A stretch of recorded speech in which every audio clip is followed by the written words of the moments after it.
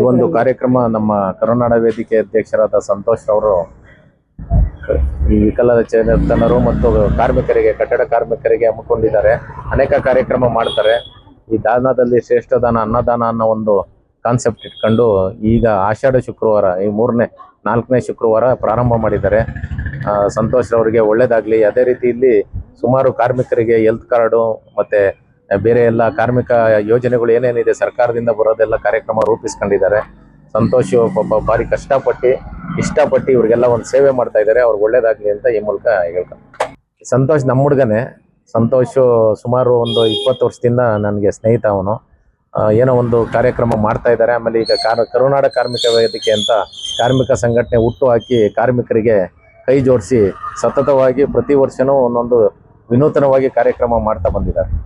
ಆಮೇಲೆ ಈ ಮೂಲಕ ಏನಂದರೆ ಇನ್ನೊಂದು ಇಲ್ಲಿ ಕಾರ್ಮಿಕರಿಗೆ ಒಂದು ವಿಶೇಷವಾಗಿ ಈ ನಮ್ಮ ಶಿವ ದೇವಾಲಯದ ಮುಂದೆ ಸರ್ಕಾರದ ವತಿಯಿಂದ ಕಟ್ಟಡ ಕಾರ್ಮಿಕರಿಗೆ ಅಂತಲೇ ಒಂದು ಸಂಚಾರಿ ವಾಹನ ಬರುತ್ತೆ. ಅದರಲ್ಲಿ ECG, ಹೆಲ್ತ್ ಚೆಕಪ್ ಎಲ್ಲ ರೀತಿ ಅವ್ರಿಗೆ ಎಲ್ಲ ರೀತಿ ಚಿಕಿತ್ಸೆಗೆ ಇಲ್ಲಿ ಜನ ಟೆಸ್ಟ್ ಮಾಡ್ತಾರೆ.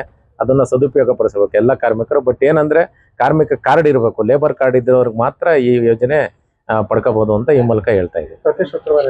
ಪ್ರತಿ ಶುಕ್ರವಾರ ಇವತ್ತಿನ ಕಾರ್ಯಕ್ರಮ ಕರುನಾಡ ಕಾರ್ಮಿಕ ವೇದಿಕೆ ವತಿಯಿಂದ ಏನು ನಮ್ಮ ಟಿ ದಾಸಹಳ್ಳಿ ವಿಧಾನಸಭಾ ಕ್ಷೇತ್ರದ ಅಧ್ಯಕ್ಷರಂತಹ ಸಂತೋಷ್ ರವರ ನೇತೃತ್ವದಲ್ಲಿ ಅವರು ಏನು ಮಾಡ್ತಿರುವಂಥ ಕೂಲಿ ಕಾರ್ಮಿಕರು ಮತ್ತು ಶೋಷಿತ ವರ್ಗದವರಿಗೆ ಮತ್ತು ಕಟ್ಟಡ ಕಾರ್ಮಿಕರಿಗೆ ಮತ್ತು ಎಲ್ಲ ಅಂಗವಿಕಲರಿಗೆ ಮತ್ತು ಹಿರಿಯ ನಾಗರಿಕರಿಗೆ ಹಲವಾರು ಕಾರ್ಯಕ್ರಮಗಳನ್ನ ಈ ಭಾಗದಲ್ಲಿ ಹಮ್ಮಿಕೊಳ್ತಾ ಬಂದಿದ್ದಾರೆ.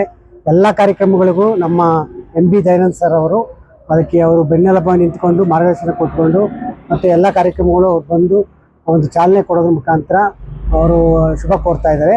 ಅದೇ ರೀತಿ ನಮ್ಮ ಕರುನಾಡ ಕಾರ್ಮಿಕ ವೇದಿಕೆ ವತಿಯಿಂದ ನಡೀತಿರುವಂಥ ಎಲ್ಲ ಕಾರ್ಯಕ್ರಮಗಳಂತೆ ಅವ್ರು ಆಲ್ರೆಡಿ ಆರೋಗ್ಯ ಸೇವೆ ಆಗಿರ್ಬೋದು, ಕಟ್ಟಡ ಕಾರ್ಮಿಕರಿಗೆ ಸರ್ಕಾರದ ವತಿಯಿಂದ ಸಿಗುವಂಥ ಸೌಲಭ್ಯಗಳನ್ನ ಒದಗಿಸ್ತಾ ಇದೆ ಈ ಒಂದು ಕಚೇರಿ.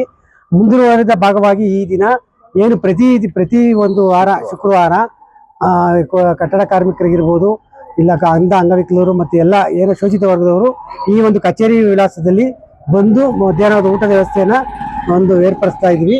ಅದನ್ನ ಸಂತೋಷ್ ಅವರು ನಮ್ಮ ಒಂದು ಕಾರ್ಯಕ್ರಮವನ್ನು ಹಮ್ಮಿಕೊಂಡಿದ್ದಾರೆ. ಅದಕ್ಕೆ ನಮ್ಮ ದಯಾನಂದ್ ಸರ್ ಅವರು ಚಾಲನೆ ಕೊಡೋದ್ರ ಮುಖಾಂತರ ಈ ಕಾರ್ಯಕ್ರಮ ಪ್ರತಿ ವಾರ ಕಂಟಿನ್ಯೂಸ್ ಆಗಿ ನಡೀತದೆ ಅಂತ ಈ ಮೂಲಕ ಒಂದು ನಮ್ಮ ಸಂತೋಷ್ ಅವರ ನೇತೃತ್ವದಲ್ಲಿ ನಮ್ಮ ದಯಾನಂದ್ ಸರ್ ಅವರ ಮಾರ್ಗದರ್ಶನದಲ್ಲಿ ಈ ಕಾರ್ಯಕ್ರಮಕ್ಕೆ ಚಾಲನೆ ಕೊಡಲಾಗಿದೆ.